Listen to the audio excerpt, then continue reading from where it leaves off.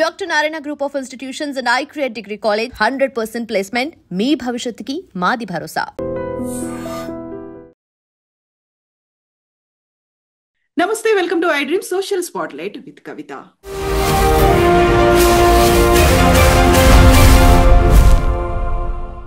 ఉపరాష్ట్రపతి ఎన్నిక అనివార్యమైంది. అయితే అనుకోకుండా ఇంకొక చర్చ కూడా మొదలైంది జస్టిస్ సుదర్శన్ రెడ్డి ఇచ్చినటువంటి తీర్పు మీద. యాక్చువల్ గా సల్వా జుడుం అనే దాన్ని ఎందుకు ప్రారంభించారు, ఎందుకని దాన్ని వ్యతిరేకించాల్సినటువంటి పరిస్థితులు వచ్చాయి, దాన్ని సుదర్శన్ రెడ్డి గారు ఎందుకని బ్యాన్ చేయాలంటూ సుప్రీంకోర్టులో ఒక తీర్పునిచ్చారు. దాని గురించి ఎందుకని ఇప్పుడు అతిపెద్ద చర్చ జరుగుతోంది. తను ప్రో నక్సలైట్ అనే భావన, తను లెఫ్టిస్ట్ అనేటువంటి మాటలు ఇప్పుడు ఎందుకు వినిపిస్తున్నాయి? మనతో పాటుగా ఉన్నారు సిబిఐ మాజీ జేడీ లక్ష్మీనారాయణ గారు. సార్ నమస్కారం. సార్ నమస్తే కవిత గారు. సార్, సల్వా జుడుం అనేది అక్కడున్నటువంటి ఎవరైతే స్థానికంగా ఉన్న గిరిజనులు ఉన్నారో వాళ్ళని ఆయుధాలు ఇచ్చి వాళ్ళని రిక్రూట్ చేసుకొని నక్సల్స్ కి వ్యతిరేకంగా పనిచేయించడం, అలా నక్సల్స్ ని అనగదొక్కాలి, లేకుంటే అణచివేయాలి, నిర్మూలించాలి అనేటువంటి ఒక లక్ష్యం. బట్ వాళ్లే యాంటీగా వర్క్ చేస్తున్నారు కాబట్టే, అమాయకుల్ని బలి తీసుకుంటున్నారు కాబట్టే బ్యాన్ చేయాల్సినటువంటి పరిస్థితులు వచ్చాయి అనేది. సో ఇందులో కూడా రెండు రకాల వాదనలు వినిపిస్తున్నాయి సార్. వాట్ ఎగ్జాక్ట్లీ సల్వా జుడుం సార్? ఎందుకని ఏర్పాటు చేశారు? వాళ్ళు చేసిన పనులు ఏంటి సార్? యాక్చువల్గా మీరు అన్నట్టు జస్టిస్ సుదర్శన్ రెడ్డి గారు, జస్టిస్ ఎస్ఎస్ నిజర్ గారు జూలై 5, 2011 ఈ జడ్జిమెంట్ అన్నది సుప్రీంకోర్టులో ఇవ్వడం జరిగింది. ఇది 2007లో ఒక రిట్ పిటిషన్ దాఖలు చేశారు. ఆ రిట్ పిటిషన్ లో దాఖలు చేసిన వారు ఎవరంటే నళిని సుందర్ గారు అని, వారు ఢిల్లీ స్కూల్ ఆఫ్ ఎకనామిక్స్ లో సోషియాలజీ డిపార్ట్మెంట్ లో పనిచేసేవారు. ఆ తర్వాత రెండవ వ్యక్తి వచ్చేసి రామచంద్ర గుహా గారు, అంటే ఫేమస్ హిస్టోరియన్ రామచంద్ర గుహా గారు. మూడవ వ్యక్తి ఈఏఎస్ శర్మ గారు, అంటే మన విశాఖపట్నంలో ఉంటారు, వారి X secretary government of India. వీరు ముగ్గురు కలిసి ఈ రిట్ పిటిషన్ ను దాఖలు చేయడం జరిగింది. ఇందులో వాళ్ళు ప్రధానంగా లేవనెత్తిన 3 అంశాలు ఉన్నాయి. వాళ్ళు లేవనెత్తిన మొదటి అంశం ఏంటంటే, ఛత్తీస్గఢ్ రాష్ట్రంలో స్కూల్స్ మరియు కాలేజెస్, హాస్పిటల్స్ ఏవైతే ఉన్నాయో వాటన్నిటినీ కూడా సెక్యూరిటీ ఫోర్సెస్ అన్న వాళ్ళు ఆక్యుపై చేసుకున్నారు. దానివల్ల అక్కడ విద్య సరిగా అందడం లేదు అన్నది ఒకటి. రెండవది వచ్చేసి, అక్కడ లోకల్స్ ని స్పెషల్ పోలీస్ ఆఫీసర్స్ గా అపాయింట్ చేసి, ఆ స్పెషల్ పోలీస్ ఆఫీసర్స్ కి సరిగా ట్రైనింగ్ వగైరా ఇవ్వకుండా వాళ్లకు వెపన్స్ ఇచ్చి వాళ్లను నక్సలైట్ కి అగేన్స్ట్ గా వీళ్ళని ఉపయోగిస్తున్నారు. కాబట్టి అది వాళ్ళు రేపు టార్గెట్స్ గా మారుతారు. ఇది సక్రమం కాదు. ఎందుకంటే రెగ్యులర్ పోలీస్ ఫోర్స్ ఏదైతే ట్రైన్డ్ పోలీస్ ఫోర్స్ ఉంటుంది, ఏ పోలీస్ ఫోర్స్ దగ్గర అయితే అత్యాధునిక వెపన్స్ ఉంటాయో అటువంటి వాళ్ళు నక్సలిజం ఎదుర్కోవాలి. కానీ ఈ అభం శుభయం ఎలుగని వారిని ఈ విధంగా స్పెషల్ పోలీస్ ఆఫీసర్గా అపాయింట్ చేసి వాళ్ళను ఉపయోగించడం అన్నది రాజ్యాంగ విరుద్ధం. దానితో పాటు స్వామి అగ్నివేష్ అని ఒక ఆయన అందులో ఇంకొక కంప్లైంట్ చేశారు. ఆయన ఏం చేశారంటే, సుమారుగా 3 గ్రామాలు, దంతెవాడ అనే జిల్లాలో 3 గ్రామాల్లో సుమారుగా 300 ఇంటిని నిప్పంటించేశారు. ఆ తర్వాత వచ్చేసి అక్కడ ఉన్న సెక్యూరిటీ ఫోర్సెస్ అక్కడ ఉన్న మహిళల మీద అత్యాచారాలు చేశారు, 3గురిని చంపేశారు. సో ఈ 3 విషయాల మీద ఈ రిట్ పిటిషన్ దాఖలై, అది 2007లో దాఖలైతే ఫైనల్ గా 2011లో ఈ జడ్జిమెంట్ ఇవ్వడం జరిగింది. ఇది ఈ తర్వాత ఈ సల్వా జుడుం అన్నది అందరూ ఇప్పుడు వాడుతున్నారు. యాక్చువల్గా సల్వా జుడుం అన్న పదం గోండీ భాషకు సంబంధించి మీరు చూసుకుంటే గడ్చిరోలి, తర్వాత ఛత్తీస్గఢ్ ఈ జిల్లాల్లో గోండీ భాష గోండీ, మాడియా ఈ 2 భాషలు ఉపయోగిస్తారనమాట. యాక్చువల్గా నేను అక్కడ పనిచేశాను. మహారాష్ట్రలో గడ్చిరోలి జిల్లాలో 2.5 సంవత్సరాలు పనిచేశాను యాంటీ నక్సలైట్ ఆపరేషన్ లో, అక్కడ ఎస్పీ. సో ఆ పరిసర ప్రాంతాలు ఛత్తీస్గఢ్ కూడా మేము వెళ్లే వాళ్ళం. పక్కనే బస్తరు, బాలాఘాటు, రాజ్నంద్గావ్ ఈ జిల్లాలన్నీ ఇక్కడ, దంతెవాడ ఈ జిల్లాలన్నీ ఉండేవి అక్కడ. సో ఆ పరిస్థితులలో ఈ సల్వా జుడుం అంటే ఏంటంటే, వాళ్ళ భాషలో శాంతి యాత్ర అన్నది సల్వా జుడుం దానికి ఒక పర్యాయ పదం. అంటే ప్రభుత్వం ఏంటంటే అక్కడ శాంతిని ప్రస్తావించాలన్న ఉద్దేశంలో ఒక యాత్రను చేయాలి, ఒక మార్చ్ తీసుకువెళ్ళాలి. దానికోసం పోలీస్ ఫోర్స్ తో పాటు లోకల్ ప్రజలు కూడా ఉండాలి అన్నది వాళ్ళ అభిప్రాయం. దానితో వాళ్ళు లోకల్స్ ని స్పెషల్ పోలీస్ ఆఫీసర్స్ గా అపాయింట్ చేయడం మొదలుపెట్టారు. ఇది అక్కడ ఉన్న సల్వా జుడుం అన్న పదం. ఈ మొత్తాన్ని అర్థం చేసుకోవాలంటే ఒక్కసారి భారతదేశంలో Naxalwadi movement, Naxalbari movement, Naxalite movement ఎలా మొదలైందన్నది కూడా ఒక 2 నిమిషాలు మాట్లాడుకోవాల్సిన అవసరం. సార్. మీరు యాక్చువల్గా చూస్తే 1967లో పశ్చిమ బెంగాల్లో నక్సల్బరీ అనే గ్రామంలో మొట్టమొదటిసారిగా భూస్వాముల మీద ఈ కార్మికులు ఎవరైతే ఉన్నారో, ఆ భూమిలో పనిచేసే వాళ్ళు ఎవరైతే ఉన్నారో, లేబర్ ఎవరైతే ఉన్నారో వాళ్ళు తిరుగుబాటు చేశారు. ఆ రైతుల తిరుగుబాటు అన్నది మొట్టమొదటిసారిగా నక్సల్బరీ గ్రామంలో, అందులో ముఖ్యంగా చారు మధుందర్, కాను సన్యాలు, జంగల్ సంతాలని ఈ ముగ్గురు కూడా దానికి నేతృత్వం వహించారు. అందుకనే నక్సల్బరీ గ్రామంలో మొదలైంది కాబట్టి దీనికి నక్సలిజం అన్న పేరు వచ్చింది. సో ఆ తర్వాత దాన్ని పశ్చిమ బెంగాల్ ప్రభుత్వం గట్టిగా దాన్ని అణిచివేసి, ఆ తరువాత ఏమైందంటే కొండపల్లి సీతారామయ్య గారు ఎవరైతే ఉన్నారో వారు ఆంధ్రప్రదేశ్లో, అంటే ఉమ్మడి ఆంధ్రప్రదేశ్లో ఆయన ఈ ఉద్యమాన్ని తీసుకువెళ్ళి దానికి పీపుల్స్ వార్ గ్రూప్ అని 1980లో ఆయన స్థాపించారు. ఆ తర్వాత ఈ ఉద్యమం, పీపుల్స్ వార్ గ్రూప్ యొక్క ఉద్యమం ఛత్తీస్గఢ్, జార్ఖండ్, ఒడిశా, సపోజ్ మన ఉభయ రాష్ట్రాలు, బీహారు, మహారాష్ట్ర వీటన్నిటికీ వ్యాపించి ఈ మొత్తం ప్రాంతాన్ని ఒక రెడ్ కారిడార్ అని పిలిచేవాడు. రెడ్ కారిడార్ అంటే ఇటు ఛత్తీస్గఢ్, ఒడిస్సా, తెలంగాణ, ఆంధ్రప్రదేశ్, బీహార్, మహారాష్ట్ర, జార్ఖండ్ వీటన్నిటినీ కలిపి, ఆ తరువాత ఏమైందంటే ఈ పీడబ్ల్యూజీ అన్నది ఇంకొకటి, బీహార్లో ఇంకొక ఉద్యమం మొదలైంది, దాన్ని ఎంసీసీ అంటారు, మావోయిస్ట్ కమ్యూనిస్ట్ సెంటర్. ఈ రెండు కలిసి సిపిఐ మావోయిస్ట్ అని 2004లో ఒక పార్టీగా ఏర్పడ్డాయి. సో వీరు మెయిన్ గా గెరిల్లా యుద్ధాన్ని ప్రధానమైన వ్యూహంగా స్వీకరించారు. గెరిల్లా యుద్ధం అంటే వాళ్ళు డైరెక్ట్ గా ఫైట్ చేయరు. వాళ్ళు ఏం చేస్తారు, పోలీసులు వెళుతుంటే వాళ్ళ కాన్వాయ్ని అంబుష్ చేస్తారు, దారిలో ల్యాండ్ మైన్లు పెడతారు, తర్వాత పోలీస్ స్టేషన్లపై మెరుపు దాడులు చేస్తుంటారు.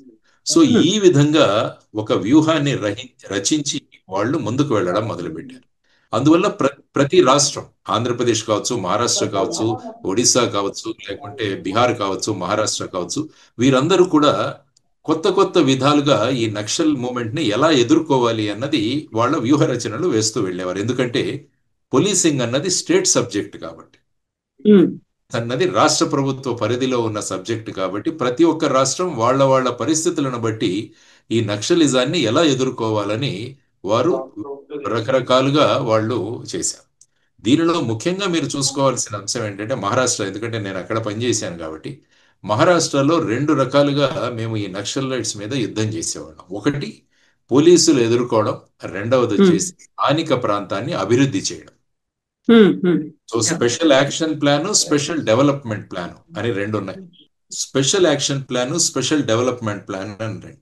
ముఖ్యంగా ఏంటంటే నక్సలైట్స్ అనడం ఏంటంటే స్థానిక ప్రాంతాలు డెవలప్ అవ్వకపోవడం వల్ల ఈ విధంగా ట్రైబల్స్ ని ఆ ప్రాంతాలు డెవలప్ కాకుండా చూసేవాళ్ళు. ఎందుకంటే ప్రతిసారి ప్రభుత్వం మీద వ్యతిరేకంగా వీళ్ళని తయారు చేసేవాళ్ళు స్థానికుల్ని. అందువల్ల మహారాష్ట్రలో ఏం చేసామంటే స్థానిక ప్రాంతాలను అభివృద్ధి చేయడం మొదలుపెట్టాం. అంటే అక్కడ రోడ్లు వేయడం, ఆ తర్వాత అక్కడ స్కూల్స్ పెట్టడం, హాస్పిటల్స్ పెట్టడం, తర్వాత వాళ్ళకు ఉపాధి అవకాశాలు కల్పించడం, ఇవన్నీ చేయడం వల్ల ఈ స్థానిక ప్రజలు నక్సలైట్ల దగ్గరికి వెళ్లకుండా చేయడానికి ఈ డెవలప్మెంట్ ప్లాన్ ద్వారా మేము ఒక ప్లాన్ వేసి అక్కడ అది ఇంప్లిమెంట్ చేయడం జరిగింది. సో ఈ విధంగా ఇది మహారాష్ట్ర. అదే మీరు ఛత్తీస్గఢ్కి వచ్చే వాళ్ళు ఏం చేశారంటే, ఎప్పుడు కూడా నక్సలిజం కి టెర్రరిజం కి చాలా డిఫరెన్స్ ఉంటుంది. మీరు చూస్తే పంజాబ్ లో టెర్రరిజం ఉంది, దాన్ని త్వరగా దాన్ని, అంటే కొన్ని సంవత్సరాలు పట్టినా కూడా దాన్ని పోలీసు బలగాలతో, పారామిలిటరీ బలగాలతో, ఆర్మీతో దాన్ని సమూలంగా ఆపగలిగాం టెర్రరిజం పంజాబ్ లో మీరు చూసుకుంటే. ఎందుకంటే స్థానిక ప్రజలు ఎప్పుడు కూడా టెర్రరిజం కి వ్యతిరేకంగా ఉంటారు. కానీ అదే మీరు నక్సలిజంకి వస్తే ఏమవుతుందంటే స్థానిక ప్రజలు భయంతోనో దేనితోనో వీళ్లకు మద్దతునిస్తుంటారు. అందువల్ల ఎప్పుడు కూడా నక్సలిజం అన్నదాన్ని కానీ, ఇన్సర్జెన్సీ అంటారు దీన్ని కూడా, insurgency has to be fought by locals అంటారు. అంటే టెర్రరిజంను మనము ఫోర్స్ ద్వారా దాన్ని ఆపేయచ్చు, కానీ అదే మీరు ఇన్సర్జెన్సీ కానీ నక్సలిజంకి వస్తే అందులో ప్రజలు ముడిపడి ఉంటారు కాబట్టి దాన్ని జాగ్రత్తగా మనం హ్యాండిల్ చేయాలి అని అంటారు. సో ఇటువంటి పరిస్థితులలో ఛత్తీస్గఢ్ ప్రభుత్వం ఏం ఆలోచించింది ఏంటంటే, లోకల్ గా ఉన్న గిరిజన యువకులు ఎవరైతే ఉన్నారో వారిని స్పెషల్ పోలీస్ ఆఫీసర్స్ గా నియమించి వారిని పోలీస్తో పాటు ఉపయోగించాలి అన్న దీంతో వాళ్ళు మొదలయ్యారు. దీంట్లో ఓకే. సుమారుగా ఒక 6,000 మందిని స్పెషల్ పోలీస్ ఆఫీసర్స్ గా అపాయింట్ చేశారు. వీళ్ళంతా సల్వాజుడంలో వర్క్ చేస్తున్న వాళ్ళే. సల్వా 6,000 మంది సల్వా జుడుం అన్నది ఒక మూమెంట్. మూమెంట్. యా. సల్వా జుడుం అన్నది శాంతి యాత్ర అన్నది ఒక మూమెంట్. ఉమ్. దాన్ని తీసుకురావడానికి స్థానికంగా స్పెషల్ పోలీస్ ఆఫీసర్స్ ని నియమిస్తారు. యా. సో వీళ్ళను కోయా కమాండోస్ అని కూడా అనేవాళ్ళు అప్పుడు.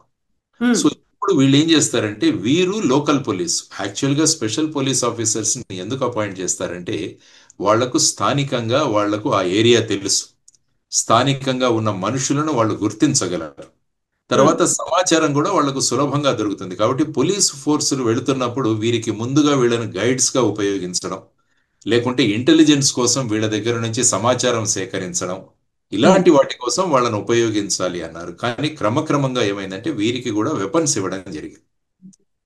సో ఆ విధమైన పరిస్థితులలో అక్కడ ఈ రిట్ పిటిషన్ అన్నది దాఖలు చేయడం జరిగింది. ఎందుకంటే మీరు ఈ స్పెషల్ పోలీస్ ఆఫీసర్స్ రిక్రూట్మెంట్ చూస్తే ఎలా ఉంటుందంటే వీళ్లకు 5th పాస్ ఉండాలి, 5వ తరగతి పాస్.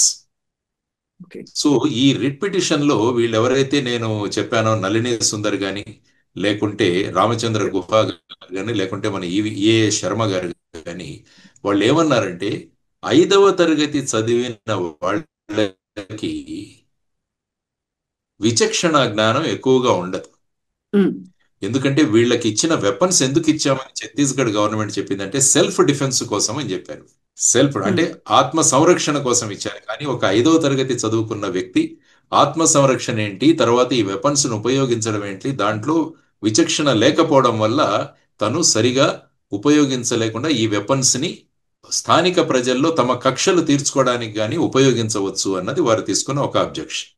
రెండవది వచ్చేసి ఏంటంటే ఈ స్పెషల్ పోలీస్ ఆఫీసర్స్ చాలా మంది వాళ్ళ కుటుంబాలలో నక్సలైట్స్ ద్వారా చంపబడిన ఉన్న కుటుంబాల నుంచి చాలా మందిని సెలెక్ట్ చేసుకున్నారు.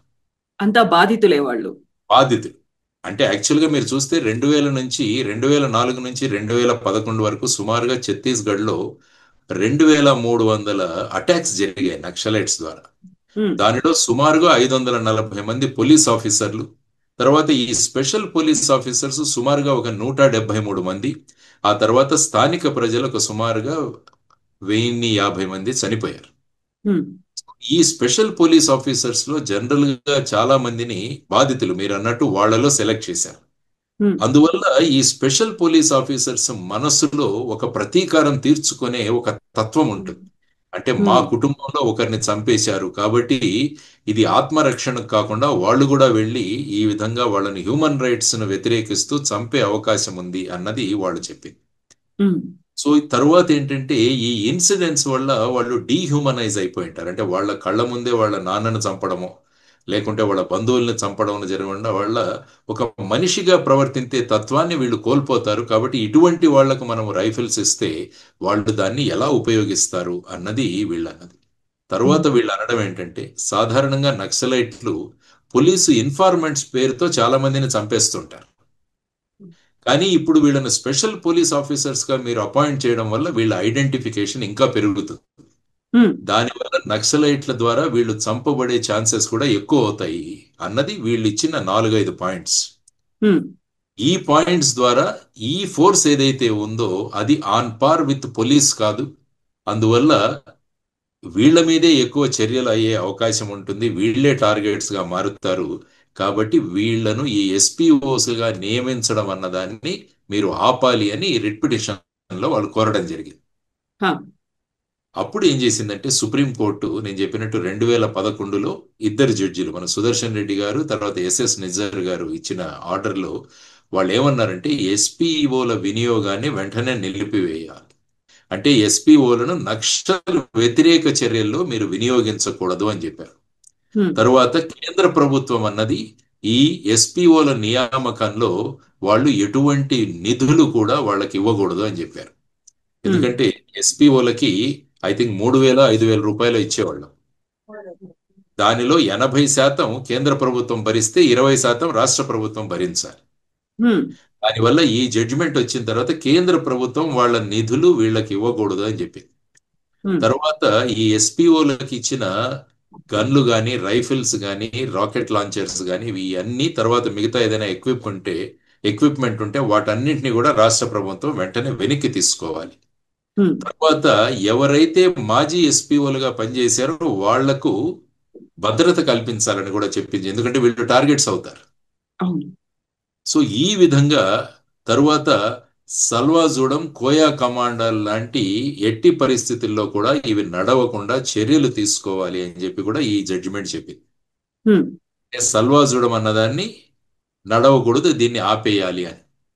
తరువాత ఈ సల్వాజూడంలో వారు ఉన్నవాళ్ళు చేసిన నేరాలపై మీరు ఎఫ్ఐఆర్లు నమోదులు చేయాలి, న్యాయపరమైన చర్యలు తీసుకోవాలి. అందువల్ల ఛత్తీస్గఢ్ పోలీస్ చట్టంలో ఉన్న పోలీసు విధులు ఏవైతే ఉన్నాయో అది తప్ప మిగతా ఈ యాంటీ నక్సలైట్ యాక్టివిటీస్ కోసం వీళ్లను ఉపయోగించడం రాజ్యాంగ విరుద్ధమని కూడా వాళ్ళకి చెప్పింది. సో ఈ విధమైన పరిస్థితులలో తర్వాత ఆఫ్ కోర్స్ స్వామి అగ్నివేష్ ఇచ్చిన కంప్లైంట్ తో సిబిఐ ఇన్వెస్టిగేట్ చేయమని సుప్రీంకోర్టు చెప్పింది. సో ఇటువంటి పరిస్థితులలో అక్కడున్న ఈ స్పెషల్ పోలీస్ ఆఫీసర్స్ ని వెంటనే నిలుపు చేయడం జరిగింది. ఆ తర్వాత సల్వా జుడుమ్ అన్న మూమెంట్ ఏదైతే ఉందో దాన్ని కూడా ఆపివేయడం జరిగింది. తర్వాత వీళ్ళకి ఇచ్చిన వెపన్స్ అన్ని కూడా వెనక్కి తీసుకోవడం జరిగింది. వీరందరికీ కూడా ప్రొటెక్షన్ ఇవ్వాలని కూడా సుప్రీంకోర్టు చెప్పడం జరిగింది. ఇది బేసిక్ గా 2011 సంవత్సరంలో ఈ ఇద్దరు న్యాయమూర్తులు ఇచ్చిన జడ్జిమెంట్. వీళ్ళు చెప్పడం ఏంటంటే బేసిక్ గా నేను చెప్పాను, వీళ్ళ తక్కువ ఎడ్యుకేషన్ ఉంటుంది కాబట్టి వీళ్ళు విచక్షణ జ్ఞానం ఉండదు వీళ్లకు, తర్వాత వీళ్లే టార్గెట్స్ అయ్యే అవకాశం ఉంటుంది, తర్వాత డీహ్యూమనైజ్డ్ గా ఉంటారు కాబట్టి వీళ్ళు న్యాయపరమైన విధంగా కాకుండా ఎదుటి మనిషి యొక్క హ్యూమన్ రైట్స్ ని భంగం చేసే విధంగా వీళ్ళు ప్రవర్తించే అవకాశం ఉందని ఈ 4-5 కారణాల వల్ల ఈ మొత్తాన్ని కూడా వాళ్ళు నిలిపివేయడం జరిగింది. ఇది బేసిక్ గా సల్వాజుడుం మూమెంట్ ఏదైతే ఉందంటే శాంతి యాత్ర, శాంతి మార్చ్, పీస్ మార్చ్ ఏదైతే ఛత్తీస్గఢ్ ప్రభుత్వం చేయాలనుకుందో వాటికి నిలుపుదల 2011లో వచ్చింది. ఇది బేసిక్ గా సల్వాజుడుం యొక్క జడ్జిమెంట్ అండి. సార్, అయితే ఇప్పుడు సల్వాజుడుం ని దాని మీద జడ్జిమెంట్ వచ్చింది, దాన్ని రద్దు చేయాలి, నిషేధించాలి అన్న తర్వాతేనా లీడర్ మహేంద్ర కర్మతో పాటుగా మిగతా వాళ్ళను కూడా అటాక్ చేసి చంపింది? అక్కడ ఆల్మోస్ట్ ఒక 20 మంది వరకు చనిపోయారు అదే అటాక్ లో అనేది ఈ అట్రాసిటీస్ కి వ్యతిరేకంగానే. అంటే ఏమైందంటే వన్స్ ఎస్పీఓల దగ్గర నుంచి వెపన్స్ తర్వాత వాళ్ళని విత్డ్రా చేసి ఎస్పీఓని ఆపేశారో అప్పుడు ఏమైందంటే వాళ్ళు ఈజీగా టార్గెట్స్ అవ్వగలరు. సో అటువంటి పార్శ్వభూమిలో ఈ విధమైన యాక్షన్స్ జరిగాయి. ఎందుకంటే నక్సలైట్స్ ఈ విధంగా వాళ్ళు ఎప్పుడు ఈవెన్ స్మాల్ ఇన్ఫర్మెంట్స్ అన్న పేరుతోనే చాలా మందిని చంపుతుంటారు. ఇప్పుడు వీళ్ళు ఇంతకు ముందు ఎస్పీఓస్ గా పనిచేసి చాలా దుశ్చర్యలకు పాల్పడ్డారు, మమ్మల్ని మాకు కష్టపెట్టారు అన్న దీంట్లో వాళ్లను చంపడం జరిగింది. సో ఈ విధమైన పరిస్థితులలో అక్కడ నక్సలైట్ మూమెంట్ ఏదైతే, ఎందుకంటే ఈ సందర్భంగా అమిత్ షా గారు మాట్లాడారు, అంటే ఈ జడ్జిమెంట్ కనుక రాకుంటే సుమారుగా 2020 సంవత్సరానికి మొత్తం నక్సలిజం అన్నది దేశంలో మనం ఆపేసి ఉండవచ్చు అన్నది వారు ఇచ్చిన కామెంట్ అందులో. ఎందుకంటే ఇప్పుడు మీరు చూసుకుంటే నక్సల్ మూమెంట్ అన్నది చాలా దెబ్బతినింది. ఇప్పుడు అంటే సెక్యూరిటీ ఫోర్సెస్ ఏవైతే ఉన్నాయో అవి కంటిన్యూస్ గా మీరు చూస్తుంటే నక్సల్ పోలీస్ ఎన్కౌంటర్స్ లో చాలా మంది టాప్ లీడర్స్ చనిపోయారు. మీరు చూసుకుంటే మొన్న బసవరాజ్ కావచ్చు, తర్వాత వచ్చేసి మిగతా పెద్ద పెద్ద క్యాడర్స్ వీళ్ళందరూ కూడా ఈ ఆపరేషన్ గ్రీన్ హంట్ గాని ఇప్పుడు కొత్తగా చేస్తున్న వీటిలో చాలా మంది ప్రాణాలు జరిగింది. ఆపరేషన్ కగార్ కూడా, ఆపరేషన్ కగార్, తర్వాత వచ్చేసి ఆపరేషన్ గ్రీన్ హంట్ అని ఇంతకు ముందు జరిగింది. సో వీటన్నిటి ద్వారా వీరిని కట్టుదిట్టం చేశారు. ఇంకా ఓన్లీ 6 జిల్లాల్లో మాత్రమే ఈ నక్సల్ మూవ్మెంట్ ఉందన్నది ప్రస్తుతం ఫిగర్స్. ఇంతకుముందు సుమారుగా 167 జిల్లాల్లో ఉన్న ఈ నక్సల్ మూవ్మెంట్ ఇప్పుడు 6 జిల్లాలకు మాత్రమే పరిమితమైంది అన్నది ఇప్పుడు చెప్పడం. తర్వాత అమిత్ షా గారి ప్రకారం 2026 సంవత్సరానికి మొత్తం ఈ నక్సల్ అన్నది భారతదేశంలో ఉండదు, ఎందుకంటే ఇది ఇంటర్నల్ సెక్యూరిటీకి, అంతర్గత సురక్షకి నక్సలిజం అన్నది చాలా ప్రమాదకరం, దాన్ని మేము టోటల్ గా దాన్ని చేస్తామన్నది వారు చెప్పిన మూమెంట్. సో ఇప్పుడు ఈ పరిస్థితులలో సుదర్శన్ రెడ్డి గారు ఇప్పుడు వైస్ ప్రెసిడెంట్ గా నిలవడం వల్ల ఈ కొత్త కాంట్రవర్సీ గాని కొత్త విశ్లేషణ గాని మొదలైంది. ఎందుకంటే వారు వన్ ఆఫ్ ది జడ్జెస్ ఈ ఇచ్చిన దాంట్లో, అంటే బేసిక్ గా చూస్తే వాళ్ళు ఇచ్చిన జడ్జిమెంట్ చూస్తే ఎప్పుడు కూడా జడ్జిమెంట్ లాజికల్ గా ఉంటుంది, కారణాలు కూడా అందులో వ్యక్తం చేస్తారు. ఉమ్, ఎప్పుడు కూడా ఇచ్చే జడ్జిమెంట్లు రాజ్యాంగబద్ధంగా ఉండాలి, రాజ్యాంగ పరంగా ఉండాలి. తర్వాత ప్రజల హ్యూమన్ రైట్స్ కూడా డిస్టర్బ్ అవ్వకూడదు. ఉమ్, అంటే మనకు తెలుసు నక్సలైట్లు మనల్ని ఈ విధంగా చేస్తున్నారని తెలిసినా కూడా అక్కడ కూడా వాళ్ళను ఆ, ఆమ్, అంతమొందించేటప్పుడు కూడా మనం ప్రొసీజర్ ఫాలో అయ్యి చేయాలి అన్నది మన రాజ్యాంగం చెబుతుంది. ఉమ్, అంటే పోలీసులకు ఎదుటి వ్యక్తిని చంపే అధికారం ఉంది, వాళ్ళ దగ్గర వెపన్స్ ఉన్నాయి. కానీ అవి ఉపయోగిస్తున్నప్పుడు కూడా మీరు తగిన పరిస్థితులు, అంటే మీరు ఆత్మ సంరక్షణలోనే ఇవన్నీ చేయాలి అన్నది మనం కోరుకుంటాం. మీ దగ్గర వెపన్స్ ఉన్నాయని కాదు మీరు ఉపయోగించుకోవడం కాదు. ఎప్పుడైతే మీ జీవితానికి ప్రమాదం వస్తుందో అప్పుడు మీరు వెపన్స్ ఉపయోగించవచ్చు అన్నది చెబుతుంటారు. అదే మీరు నక్సలైట్స్ చూసుకుంటే మరి వాళ్లకు పోలీస్ హ్యూమన్ రైట్స్ గురించి ఎప్పుడు మాట్లాడరు ఎవరు కూడా. ఎందుకంటే వాళ్ళు ల్యాండ్ మైన్ బ్లాస్ట్ చేస్తారు, అంబుష్లు చేస్తారు, చాలా మంది కుటుంబాలను చంపేస్తుంటారు.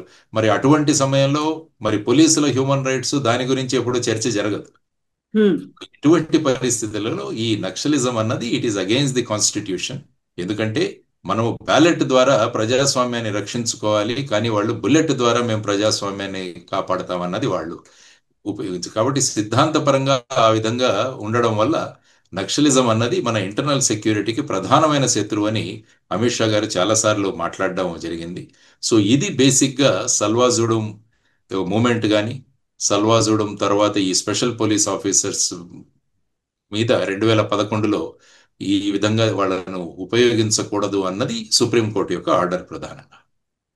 సార్, అయితే ఇక్కడే ఇప్పుడు అమిత్ షా కామెంట్స్ చేసిన తర్వాత వినిపిస్తున్నటువంటి వాదనలు, జస్టిస్ సుదర్శన్ రెడ్డి గారికి ముందు నుంచి లెఫ్టిస్ట్ బ్యాక్గ్రౌండ్ ఉంది, ప్రో నక్సలైట్ గా ఆలోచించారు కాబట్టే ఆయన అలాంటి తీర్పునిచ్చారు, ఆయన మీద అలాంటి ప్రభావం ఉంది, ఆ భావజాలం ఉంది అనేటువంటి మాట. ఇప్పుడు అది రాజకీయాలు, ఎట్ ద సేమ్ టైం న్యాయ వ్యవస్థకు సంబంధించి గతంలో ఇచ్చినటువంటి జడ్జిమెంట్స్, వీటన్నిటి గురించి ఒక చర్చకు దారి తీసేలా చేసింది కదా సార్. అంటే సాధారణంగా ఏంటంటే ఒక జడ్జిమెంట్ మీద విమర్శలు చేయవచ్చు, దట్ ఈజ్ నాట్ డిఫమేషన్ అని మన చట్టాల్లోనే ఉంది. మీరు యాక్చువల్గా సిఆర్పిసి ఇప్పుడున్న బిఎన్ఎస్ఎస్ చూసుకుంటే ఒక జడ్జిమెంట్ మీద మనం కామెంట్ చేయవచ్చు, కానీ జడ్జి మీద వైయక్తికంగా మనం కంప్లైంట్స్ చేయకూడదు అన్నది కూడా అందులో ఉంది. జడ్జిమెంట్ గురించి మీరు మాట్లాడవచ్చు, ఎందుకంటే ఒక జడ్జిమెంట్ వచ్చిన తర్వాత కొంతమందికి అది సానుకూలంగా ఉంటుంది, కొంతమందికి వ్యతిరేకంగా ఉంటుంది. సో ఆ విధంగా జడ్జిమెంట్ మీద చర్చోపచర్చలు జరుగుతుంటాయి. ఆ తర్వాత ఇప్పుడు ప్రధానంగా చూసుకోవాల్సిందే, అది ఐ థింక్ సుమారుగా ఒక 18 మంది రిటైర్డ్ జడ్జెస్ అందరూ కూడా ఈ విధంగా అమిత్ షా గారు మాట్లాడడం కరెక్ట్ కాదు అని చెబితే, తర్వాత ఇంకొక 52 జ్యుడిషియల్ వ్యక్తులు, జడ్జిలందరూ కూడా అందులో ఏమి తప్పు లేదని కూడా వాళ్ళు కూడా కౌంటర్ చేయడం జరిగింది. సో ఈ విధంగా ఇవి కూడా మనం చూస్తున్నాం, అంటే వాద ప్రత్యోపవాదాలు జరుగుతూనే ఉన్నాయి మన సిస్టంలో. సో అందులో ముఖ్యంగా ప్రజలు కూడా ఈ నక్సలిజం గురించి, తర్వాత ఈ సల్వాజుడం గురించి, లేకుంటే సల్వాజుడం గురించి ఎవరు మాట్లాడే ఇప్పుడు ఇదే 2011లో వచ్చిన జడ్జిమెంట్ ఇది. సో ఆ విధమైన పరిస్థితులలో ఇప్పుడు మళ్ళా అప్పటి పరిస్థితులు, నక్సలిజం గురించి చర్చలు మొదలయ్యాయి. చూడాలి, అంటే ముఖ్యంగా ఒక జడ్జిమెంట్ ఇచ్చినందువల్ల ఒక వ్యక్తి యొక్క లీనియేషన్ ఏదైతే ఉంటుందన్నది అది మనం కరెక్ట్ గా జడ్జ్ చేయలేం. ఎందుకంటే జడ్జి వారు కూర్చున్నప్పుడు వాళ్ళ ముందు ఉండేది రాజ్యాంగం, ఆ తర్వాత చేసిన చట్టాలు, ఈ చట్టాలు రాజ్యాంగబద్ధంగా ఉన్నాయా లేదా అని విశ్లేషించాం. అందువల్ల మీరు ముఖ్యంగా జడ్జిమెంట్ చూసుకుంటే వారు డీటెయిల్డ్ గా కామెంట్స్ ఇచ్చారు అందులో, ఎందుకు మేము దీన్ని రాజ్యాంగబద్ధం కాదు అని మేము అంటున్నాము అన్నది. వారు మీరు స్పెషల్ పోలీస్ ఆఫీసర్స్ ను అపాయింట్ చేసుకోవచ్చు. స్పెషల్ పోలీస్ ఆఫీసర్స్ ఎప్పుడు కూడా పోలీసులకు మద్దతుగా ఉండాలి, కానీ వాళ్లను యాంటీ నక్సలైట్ ఆపరేషన్స్ లో ఉపయోగించడం అన్నది కరెక్ట్ కాదు అన్నది ప్రధానంగా అందులో ఉన్న జడ్జిమెంట్స్. వాళ్లకు వెపన్స్ ఇవ్వద్దు, వాళ్ళని యాంటీ నక్సలైట్స్ సపోజ్ ఆఫీసులో కానీ ఏదైనా చిన్న చిన్న పనులకు కానీ ఇటువంటి వాటికి ఉపయోగించు special police officer. For example home guards ఉంటారు, హోమ్ గార్డ్స్ ను కూడా మనం ఉపయోగిస్తుంటాం. సపోజ్ వినాయక చవితి ఇప్పుడు జరుగుతోంది, ఆ బందోబస్తులో పోలీసులతో పాటు హోమ్ గార్డ్స్ కూడా ఉంటారు. అదేవిధంగా స్పెషల్ పోలీస్ ఆఫీసర్స్ కూడా ఆ విధంగా మీరు ఉపయోగించవచ్చు. కానీ నక్సలిజం అన్నదాన్ని ఎదుర్కోవాలంటే మనకు వెల్ ట్రైన్డ్ పోలీస్ ఫోర్స్ కావాలి, ఆ తర్వాత వాళ్ళ ఎడ్యుకేషన్ క్వాలిఫికేషన్ కూడా ఉండాలి, వాళ్ళు పరిస్థితులను సమీక్షించగలిగే శక్తి వాళ్ళలో ఉండాలి అన్నది ప్రధానంగా వాళ్ళు ఇచ్చిన కోరిక. తర్వాత వాళ్ళని ఈ విధంగా ఎస్పీఓలుగా పెట్టడం వల్ల రేపు ఏదైనా వాళ్ళు ఇంకా టార్గెట్స్ ఎక్కువయ్యే అవకాశం ఉంది అన్నది వాళ్ళు సూచించిన ప్రధానమైన కారణాలు ఈ విధమైన నిర్ణయం తీసుకోవడానికి అన్నది జడ్జిమెంట్ కాపీ చదివితే మనకు తెలుస్తుంది. సార్, ఇక్కడే మీరు చెప్పినట్టుగా ఆపరేషన్ కగార్ అంటే మార్చ్ 2026 కల్లా చివరి మావోయిస్ట్ ని కూడా అంతం చేస్తాము, ఇప్పుడు ఒక డెత్ బెడ్ మీద ఉన్నారు, ఆఖరి శ్వాస తీసుకుంటున్నారు అనేది అమిత్ షా గతంలో చెప్పారు. దాన్ని మళ్ళీ రిపీటెడ్ గా చెప్తూ వచ్చినప్పటికీ ఇప్పటికీ వినిపిస్తున్నటువంటి వాదనలు, మీరు ఒక చోటు నుంచి దాన్ని ఏమో తొలగించగలరేమో కానీ, నక్సలిజాన్ని అక్కడ నక్సల్ భావజాలాన్ని తొలగించగలరేమో కానీ, ఇంకో చోటు నుంచి మళ్ళీ అది వస్తుంది, పూర్తిగా మీరు రూపు మాపలేరు అనేటువంటి వాదనలు. అలాగే ఆపరేషన్ కగారుతో ఎందుకు అంతలా అంతమందిని మట్టు పెడుతున్నారు, వాళ్ళు శాంతి చర్చలకు వస్తామంటున్నారు కదా, మీరెందుకు యాక్సెప్ట్ చేయట్లేదు అనేటువంటి వాదనలు, అభిప్రాయాలు కూడా వినిపిస్తున్నాయి కదా సార్ ఇప్పుడు. ఎందుకంటే శాంతి చర్చల గురించి మనకు ఒక అనుభవం ఉంది. ఐ థింక్ 2004వ సంవత్సరంలో ఐ థింక్ రాజశేఖర రెడ్డి గారు ఇక్కడ ముఖ్యమంత్రిగా ఉన్నప్పుడు నక్సలైట్స్ తో చర్చలు జరిగాయి. ఐ థింక్ రామకృష్ణ ఆర్కే అన్న ఆయన ఆధ్వర్యంలో ఇక్కడ కొంతమంది నక్సలైట్స్ వచ్చి ఇక్కడ చర్చలు జరిగాయి. ఐ థింక్ జానారెడ్డి గారు అప్పుడు హోమ్ మినిస్టర్ గా ఉండేవారు అనుకుంటాను. సో ఆ సందర్భంగా చర్చలు జరిగి వాళ్ళు సీజ్ ఫైర్ చేద్దాము కొన్ని నెలలు అని నిర్ణయించుకొని వెళ్ళిన తర్వాత ఆ సమయంలో మళ్ళా నక్సలైట్స్ అన్న వాళ్ళు వాళ్ళ బలాన్ని మళ్ళా కట్టుకొని మళ్ళా పోలీసుల మీద వాళ్ళు చర్యలు ప్రారంభించడం మొదలుపెట్టారు. అందువల్ల గతంలో జరిగిన శాంతి చర్చలు ఏవి కూడా అంత ఫలస్వరూపంగా అవ్వలేదు. ఈ సమయాన్ని వాళ్ళు మళ్ళా బలోపేతం అవడానికి ఉపయోగిస్తున్నారు కాబట్టి ఈ శాంతి చర్చలు అన్నవి ఉపయోగం లేదు అన్న నిర్ణయానికి కూడా రావడం జరిగింది. ఇప్పుడు కూడా మీరు చూసుకుంటే చాలా మంది లొంగిపోతున్నారు. ఈ మధ్యలో భద్రాచలం కానీ మిగతా ప్రాంతాల్లో కానీ, మొన్న ఐ థింక్ జార్ఖండ్ పరిసరాల్లో చాలా మంది నక్సలైట్స్ వాళ్ళ సపోర్టర్స్ లొంగిపోతున్నారు. సో ఆ విధంగా లొంగిపోవడం అన్నది వాళ్ళు ప్రోత్సహిస్తున్నారు. లొంగిపోవడాన్ని ఎప్పుడు కూడా వాళ్ళు తిరస్కరించట్లేదు. ఎవరైతే జనజీవన స్రవంతిలో కలవడానికి సిద్ధంగా ఉన్నారో వాళ్ళందరినీ కూడా చేర్చుకుంటున్నారు. కాబట్టి విడిగా శాంతి చర్చలు అని పిలిచేయాల్సిన దాన్ని మటుకు వాళ్ళు ఒప్పుకోలేదు. ఎందుకంటే గతంలో ఉన్న అనుభవాన్ని చూసుకొని అది అనవసరంగా మనకు అంటే కగార్ ద్వారా ఇంకా ఆల్మోస్ట్ ఫ్యాగెండ్కి వచ్చిన సమయంలో మళ్ళా సమయం ఇస్తే వాళ్ళు మళ్ళా అందరూ కలిసి మళ్ళా బలోపేతం అవుతారన్న చూడడం. యాక్చువల్గా మనం చూడాల్సింది ఏంటంటే నక్సలిజం అన్నది ఎలా వచ్చింది అంటే ఎక్స్ప్లాయిటేషన్, అంటే ధనవంతుడు పేదవాళ్ళను ఎక్స్ప్లాయిట్ చేయడం అన్నది ప్రధానంగా కారణం. 1967 మీరు ఒకసారి చదివితే నక్సల్బరీలో అక్కడ ఉన్న భూస్వాములు సాధారణ రైతులని వాళ్ళను ఉపయోగించుకొని చాలా తక్కువ మొత్తంలో వాళ్ళకు బియ్యాన్ని ఇచ్చేవాళ్ళు, ధాన్యాన్ని ఇచ్చేవాళ్ళు. అందువల్ల ఒక రకమైన విప్లవం మొదలైంది, వాళ్ళలో నిరసన అన్నది మొదలైంది. ఈవెన్ ఫర్ ఎగ్జాంపుల్ మనం బ్రిటిష్ కాలంలో కూడా చూసుకుంటే అల్లూరి సీతారామరాజు గారు బ్రిటిష్ వాళ్ళ యొక్క ఆ కొండ ప్రాంతాలలో ఆ ప్రాంతాలలో ఏజెన్సీ ప్రాంతాలలో వాళ్ళ చట్టాలు పెట్టి ఏ విధంగా గిరిజనులను హింసించారో వాళ్ళందరినీ కూడగట్టుకుని ఆయన బ్రిటిష్ వారికి విరుద్ధంగా పోగొట్టారు. కాబట్టి ఎప్పుడైనా ఉండేది ఏంటంటే ఎక్స్ప్లాయిటేషన్. ఈ ఎక్స్ప్లాయిటేషన్ అన్నది లేకుండా పోతే సమాజంలో నక్సలిజం అన్నది రాదు. అందువల్ల ప్రభుత్వం యొక్క ప్రధానమైన బాధ్యత ఏంటంటే ఇలాంటి ఎక్స్ప్లాయిటిజంని మనం తగ్గించగలగాలి. ధనికులు పేదలను దోచుకునే తత్వం ఏదైతే ఉందో దాన్ని ఆపగలగాలి. అందరికీ సమానమైన ఆపర్చునిటీస్ కావాలి, అన్ని ప్రాంతాలు అభివృద్ధి చెందాలి అన్నది ముఖ్యంగా కోరుకుంటున్న అటువంటివి గనక మనం తీసుకురాకుంటే ఫైనల్ గా నక్సలైట్లు ఎక్కడి నుంచి వచ్చారు? ప్రజల నుంచే వచ్చారు, నిరసనల వల్ల వచ్చారు. ఆ నిరసనలు అన్నవి ఎందుకు వస్తున్నాయన్నది మనం అనలైజ్ చేయగలిగితే అభివృద్ధి లేకపోవడం వల్ల, ఆపర్చునిటీస్ లేకపోవడం వల్ల ఒక రకమైన నిరాశలో ఉన్న వాళ్ళు ఏమవుతుందంటే ఇప్పుడు మనం స్కూల్స్ కాలేజెస్ పెట్టి అందరినీ మనం విద్యావంతులుగా చేస్తున్నాం, కానీ వాళ్లకు సరి అయిన ఉపాధి లేకుంటే ఏమవుతుందంటే వాళ్ళలో ఒక రకమైన విప్లవాత్మకమైన భావాలు వస్తాయి. సో అప్పుడు ఏమవుతుందంటే వాళ్ళందరూ కూడా ఈ విధమైన మార్గంలో వెళ్ళే అవకాశం ఉంటుంది. కాబట్టి development is the best alternative to stop this type of movements. ఈ రెవల్యూషనరీస్ ఇవన్నీ కూడా ఆపడానికి ఎక్స్ప్లాయిటేషన్ ఆపడం, రెండవది ఆపర్చునిటీస్ క్రియేట్ చేయడము. డెవలప్మెంట్ ద్వారా మనం ఈ విధమైన తత్వాలు, ఈ విధమైన ఆలోచనలు రాకుండా సమసమాజాన్ని ఎప్పుడైతే ఏర్పాటు చేస్తామో, సోషలిజం అని ఏదైతే మనం మాట్లాడతామో, సోషలిజం వచ్చినప్పుడు సమసమానత్వం, సమానత్వం అన్నది మనం సమసమాజాన్ని ఏర్పాటు చేసినప్పుడు, ఒకరిని ఒకరు దోచుకునే తత్వాలు ఆగిపోయినప్పుడు ఏమవుతుందంటే ఇటువంటి ఆలోచనలు అన్నవి ఆగిపోతాయి. సో ఈ విధమైన దిశలో ప్రభుత్వాలు పని చేయాలన్నది మనం అందరం కూడా అనుకోవాలి, ఆలోచించాలి. సో ఇదే పని, ఇదే ప్రయోగం 20 ఏళ్ల క్రితమే చేశారు అప్పుడు మహారాష్ట్రలో ఉన్నప్పుడు. అందుకనే మహారాష్ట్రలో బాగా అక్కడ కంట్రోల్ చేయగలిగాం. Special action plan, special development plan. యాక్చువల్గా ఎలా ఉన్నదంటే నేను ఒక ఉదాహరణ చెబుతాను. మేము పోలీస్ పెట్రోలింగ్కి వెళ్ళేవాళ్ళం. వెళుతుంటే బోర్వెల్స్ వేశారు అంతకుముందు ప్రభుత్వం. ఆ ఉమ్, బోర్వెల్స్ పనిచేసేవి కావు. ఆ బోర్వెల్స్ ని మేమేం చేసామంటే రిపోర్ట్లు పంపించేవాళ్ళం. ఈ గ్రామంలో బోర్వెల్ పనిచేయడం లేదు, ఈ ఉమ్, గ్రామంలో ఈ లైట్లు పనిచేయట్లేదు, ఇవన్నీ మేము రిపోర్ట్స్ పంపించాం. ఆ ఉమ్. రిపోర్ట్స్ మళ్ళా కలెక్టర్ దగ్గరికి వెళ్ళి మళ్ళా ఆ సంబంధిత డిపార్ట్మెంట్ కి ఇచ్చి వాళ్ళు మళ్ళా ఇక్కడికి రావడానికి నక్సలైట్లు ఉన్నారని చెప్పి చాలా మంది వచ్చేవాళ్ళు కాదు రిపేర్ చేయడానికి. ఓ ఓ అప్పుడు ఉమ్, మేము చీఫ్ మినిస్టర్, అప్పుడు మాకు మనోహర్ జోషి గారు ఉండేవారు, వారికి ఏం చెప్పారంటే, సార్ మేము మా పోలీస్ వాళ్ళని బోర్వెల్ ఎలా రిపేర్ చేయాలో ట్రైనింగ్ ఇస్తాం, హ, లైట్స్ ఎలా పెట్టాలో మేము మాకు ట్రైనింగ్ ఇస్తాం, హ, మా దగ్గర వెపన్స్ ఉంటాయి, మేము ధైర్యంగా వెళతాం, మేము ఉమ్, వీఆర్ రెడీ టు ఫైట్. కాబట్టి వెళ్ళి అక్కడ బోర్వెల్ కూడా మేమే రిపేర్ చేస్తాం, ఉమ్. ఓకే. లైట్స్ ఏమన్నా ఉంటే మేము పెడతామా. ఉమ్, సో ఈ విధమైన బాధ్యతలు మాకు ఇస్తే బాగుంటుంది కదా అని వారు ఒప్పుకున్నారు. ఓకే. సో ఈ విధమైన మార్పులు తీసుకొచ్చి ప్రభుత్వం అభివృద్ధి కోసం ఉంది, ప్రభుత్వం అన్నది నక్సలైట్లకు భయపడదు అన్న మెసేజ్ మనం తీసుకెళ్లాలి సార్ అని వారికి స్పష్టంగా చెప్పడం జరిగింది. తర్వాత జనజాగరణ మేళవాస్ అని చెప్పేసి మేము ప్రజలందరినీ కూడా సమకూర్చేవాళ్ళం. ఓకే.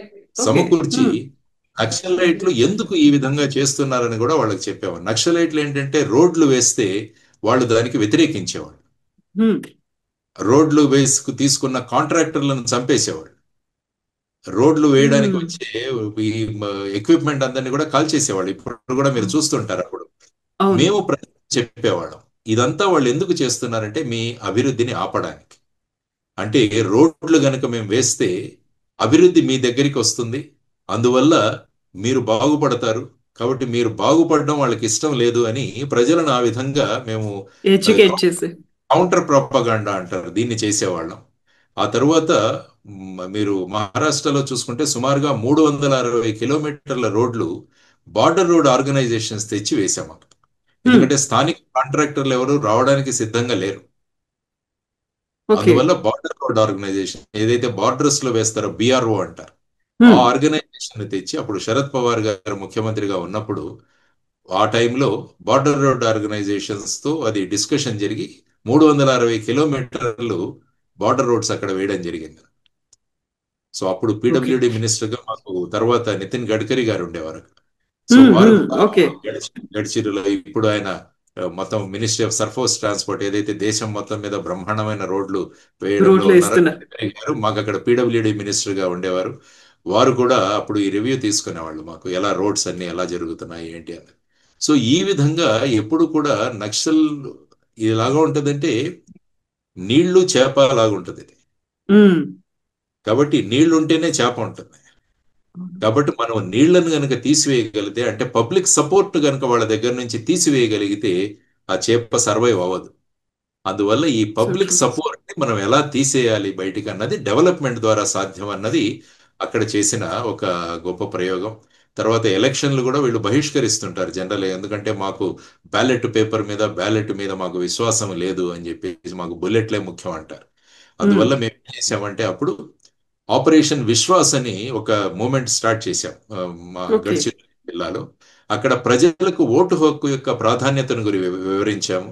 మీ ఓటు హక్కు ఎంత పవర్ఫుల్లో, మీ దాని ద్వారా ఉమ్, మీ నాయకులను మీరు ఎన్నుకోగలరు, ఎప్పుడు కూడా మీరు భయపడకండి అని వాళ్లకు విశ్వాసం చేయడం వల్ల సుమారుగా దేశంలో అతి ఎక్కువగా పోలింగ్ అయిన జిల్లాల్లో గడ్చిరోలి డిస్ట్రిక్ట్ కూడా మేము ఒకటి ఎస్టాబ్లిష్ చేయగలిగాము. అప్పుడు ఓ ప్రజల్లో ఆత్మవిశ్వాసాన్ని పెంచి ఆపరేషన్ విశ్వాస్ ద్వారా చేయగలిగాం. అందువల్ల ఓకే. ప్రజలతో మమేకమయ్యే ప్రభుత్వాలు ఉన్నప్పుడు ఏమవుతుందంటే ఇటువంటి ఆలోచనలు అన్నవి రావు. సో ఆ విధమైన ప్రభుత్వాలు ఉండాలి, ఆ విధమైన ఆలోచనలు ఉన్న ప్రజాప్రతినిధులు ఉండాలి, ఆ విధమైన ఆలోచనలు ఉండే ప్రభుత్వాలు ఉండాలి, ఆ విధమైన పథకాలు కూడా మనం తీసుకువెళ్ళాలి. అప్పుడు ఇటువంటి ఆలోచన అన్నదే రాదు. ఎప్పుడైతే నిరుద్యోగ సమస్య పెరుగుతుందో మళ్ళా ఇటువంటి ఆలోచనలు తలెత్తే ప్రమాదం ఉంటుంది. సో నిరుద్యోగ ఎస్. సమస్య అన్నది ప్రధానంగా ఎదుర్కోవాలి, పేదరికం అన్న దాన్ని కూడా మనం రూపుమాపగలగాలి.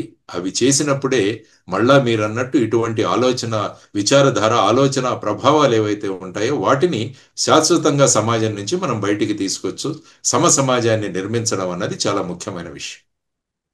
Thank you so much sir. Thank you so much for the insightful information sir. As usual గా చాలా ఎక్స్టెన్సివ్ గా ఉంది, మోర్ డీప్ ఇన్ఫర్మేటివ్ గా కూడా ఉంది sir. Thank you so much sir. నమస్తే. నిజంగా ప్రస్తుతం ఉన్నటువంటి సమాజం దేనికి ప్రయారిటీ ఇస్తుంది? ఆర్థిక సంబంధాల చుట్టూ మాత్రమే తిరుగుతోంది. మళ్ళీ ఎన్నికలంగానే చాలా విరక్తి కలుగుతుంది. మంచి అనిపిస్తుంది కదా, లేడీస్ కూడా ఛాలెంజింగ్ జాబ్స్ చేసినప్పుడు చాలా బాగుంటది. ట్రాఫిక్ అసిస్టెంట్స్ గా నియమించిన ట్రాన్స్జెండర్స్ అందరితో సాల్యూట్ చేయించుకుంటున్నారు. ఫుడ్ డెలివరీ ఇవ్వటానికి వెళ్ళినటువంటి డెలివరీ బాయ్ అనిల్ పై కళ్ళ ముందు